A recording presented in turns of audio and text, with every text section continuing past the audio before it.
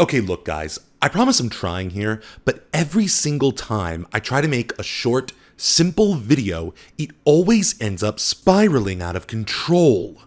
I was trying to get back to basics, right? And I thought I'd just do a quick little impressions video for a game I'm really starting to like. But I just had to pick this game, didn't I? A game so disturbing that I had to stall for 30 seconds before YouTube would allow me to show you this. How do I even start with this?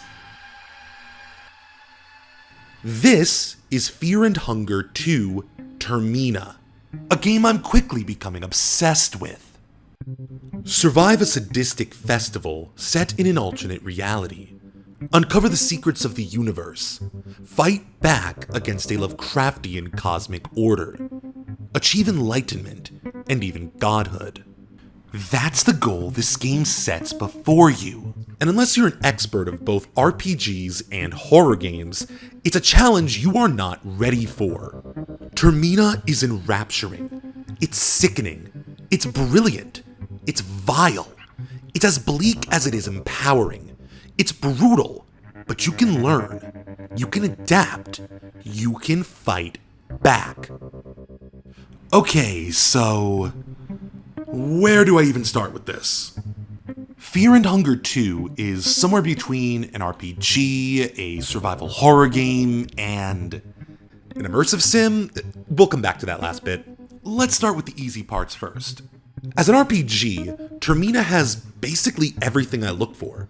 The world feels reactive. You truly feel like a living person around living people in a living world.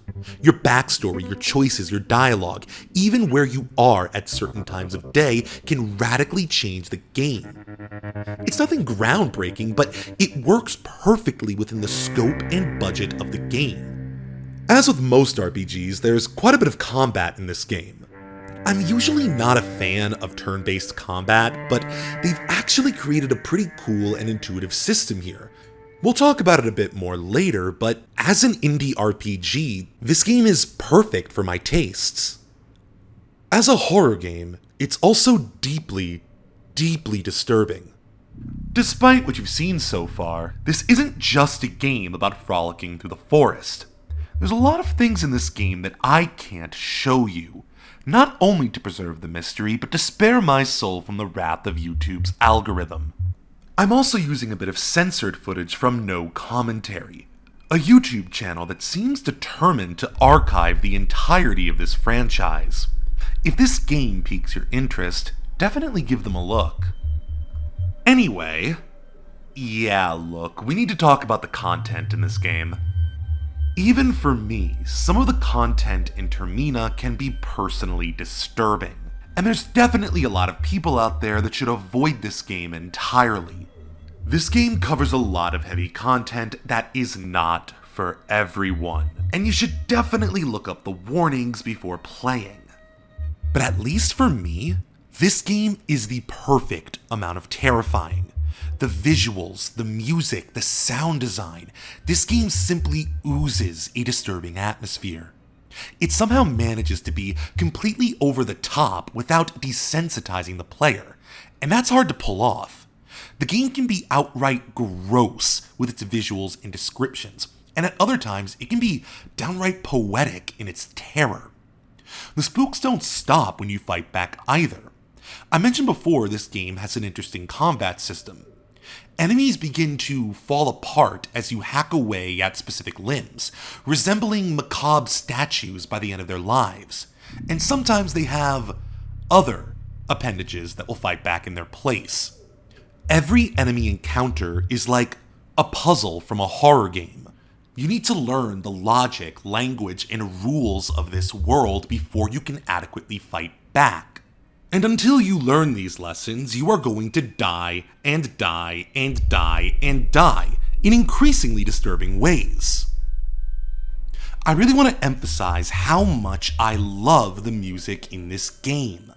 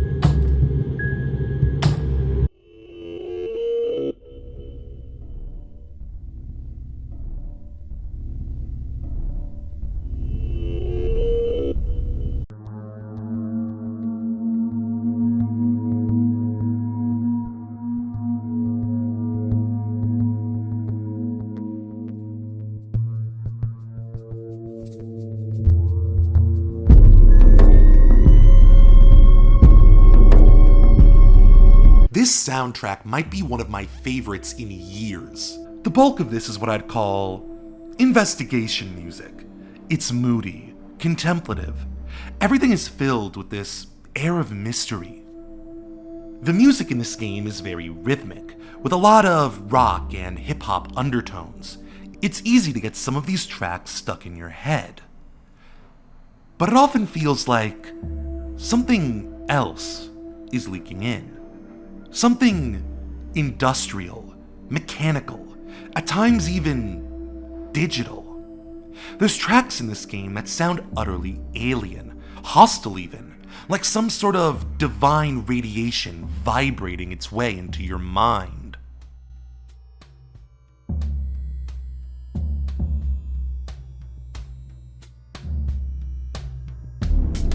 The developers are clearly inspired by Akira Yamaoka, but just like everything else in this game, their inspirations spiral off in a direction all their own. This is easily one of my favorite horror soundtracks of all time, and someone more talented than me in music should really analyze what makes it so effective. Honestly, I have the same level of excitement for every aspect of this game. Termina is one of the best survival horror games I've played in years, and I did say survival horror. For example, the game has an easily manageable hunger system, just enough to keep you moving and scrounging for food. It's much more about immersion than punishment, at least when it comes to food. The bulk of this game revolves around scavenging for survival equipment, making medicine, keeping wounds from getting infected, discovering Lovecraftian spells to restore lost limbs. It's all very mechanically simple, and you'll pick up the basics right away. But it's also where the bulk of this game's difficulty comes from. Enemies will constantly apply grievous status effects to your characters, and the only way to survive is to carefully manage your resources. This is also how the game encourages you to explore the highly detailed world. It all feels so natural as you rummage through dumpsters and back alleys and abandoned streets, looking for homes and shops to loot for food, only to encounter something new and terrifying.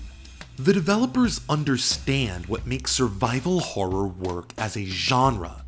Survival mechanics should exist first and foremost to immerse you deeper into the world and the experience of the characters. I wish more developers understood this. When you reduce survival mechanics to a bunch of bars to babysit, it just becomes an annoyance and a stopgap between the player and the fun. In Termina, survival is the gameplay. Survival is the story. Speaking of story, you're probably wondering what the hell this game is even about. Well, I've been trying to keep it vague, because the story and world of Fear and Hunger are its greatest features. Now, obviously this game is a sequel to the original Fear and Hunger. I'm not gonna get into it, there are a lot of videos you can watch if you want to get a deep dive into that game. In particular, I want to recommend this video from Wormgirl. I'll leave a link in the description. Just know that they're interconnected stories in the same universe, but you don't need to play one to fully understand the other. With that out of the way, let's get into it.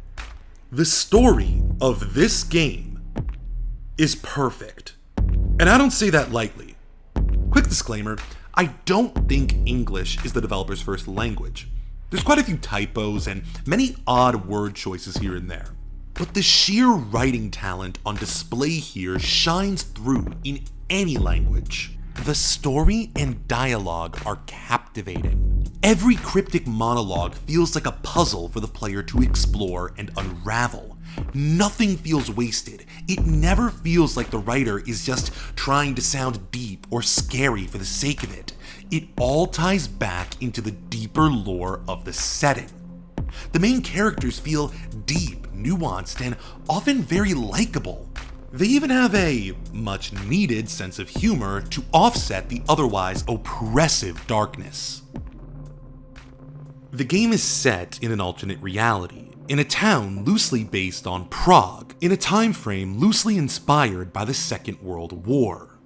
The universe of this game is as bleak as it is enthralling. Not since Hotline Miami have I been so attracted to a world trying so hard to repel me. The developers gleefully wear their inspirations on their sleeves. Everything from Majora's Mask to Silent Hill to The Elder Scrolls to Lovecraft to Warhammer, Fear and Hunger is a love letter to them all. The game is clearly written by someone who understands what makes those settings so captivating, and they use these inspirations to create a world both familiar and unique. They take ideas from these settings and send them off in these fascinating directions. This game is at once laughably derivative and brilliantly unique, and they know it. They even poke fun at themselves for it. If you're a nerd who's into deep lore analysis, I can't recommend this game enough. Let me make this clear. The world of Fear and Hunger is its greatest feature. That's not a knock against the gameplay either. In fact, I'd say the gameplay is a large part of what makes the story work so well. At first, it's almost overwhelming just how dark and hopeless this world can be, both in terms of story and gameplay. But the brilliance of Fear and Hunger 2 is simple. You can learn, you can adapt, you can fight back. This is true for both the character you play as and for you as a player. Remember what I said about this game reminding me of immersive sims? Those games have a certain depth and intuitiveness to their gameplay that serves to immerse you deeper within the experience. In Fear and Hunger 2, as you scrounge through trash cans and abandoned refrigerators, you'll quickly discover that even the most unsuspecting items can be used in clever ways. Step on some glass, pick up the shards and throw them at an enemy's eyes. You can use bear traps and guns to cripple bosses before they can reach you. I'm still learning all the stuff you can do in this game. I've just barely scratched the surface. So the mere act of playing this game turns you into a scrappy underdog fighting for survival. But that's just the first step. Once you understand how it works, you can use magic to skip ahead to later areas, or even travel to alternate dimensions to solve puzzles. When you read forbidden tomes of ancient lore, your character learns new powers and hints on how to use them. This is one of my favorite things about the gameplay. As you, the player, uncovers the lore of the world, you, the character, grows stronger in turn. Every time you learn more about this world, you genuinely feel a bit more powerful, more enlightened. This is where the gameplay and the story begin to blur, and it's where this game truly shines. Fear and Hunger is truly the definition of grimdark. The odds are stacked so far against you, your very soul is on the line, and every moment is a fight for survival. But there's always that small glimmer of hope and encouragement. As you spend game after game locked in this 3-day cycle, you'll quickly start to figure things out. After a few false starts, a few disgusting deaths, you'll feel so accomplished as you begin to not only survive, but thrive. If you know what you're doing in this game, you can become a spellcasting demigod decked out in enchanted bling. Plus, depending on the difficulty you choose, the game can become much more manageable while still providing an enjoyable challenge. Do not be intimidated by this game. Well, not by its difficulty anyway. If you like survival horror at all, if you like RPGs at all, and if you can tolerate the incredibly dark content in this game, Termina is a must-own. Wait, did I just finish the video? I think I'm gonna quit while I'm ahead and go play Baldur's Gate. That game is sick. Thanks for watching, and I'll see you next time.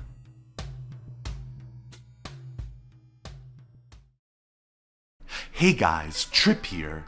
If my voice sounded a bit different at certain parts of this video, well that's because I finally got a new microphone with a professional pop filter and everything. Isn't that nice? We're moving on up, to the east side, to a deluxe apartment in the sky. And I couldn't have done any of this without you guys. The channel is still demonetized. I haven't been able to fix that yet, but if you want to help support PSYCHOTRIP and everything I do around here, check me out on twitch.tv/PSYCHOTRIP streams. We're actually playing both Fear and Hunger 2 and Baldur's Gate 3 right now. So if you're a fan of RPGs, pop in and say hi. I stream every Thursdays, Fridays, and Saturdays at 2 p.m. Eastern Standard Time. Don't miss it. Now, if you'll excuse me, I don't know why, but I'm in the mood for pie. See you later, guys.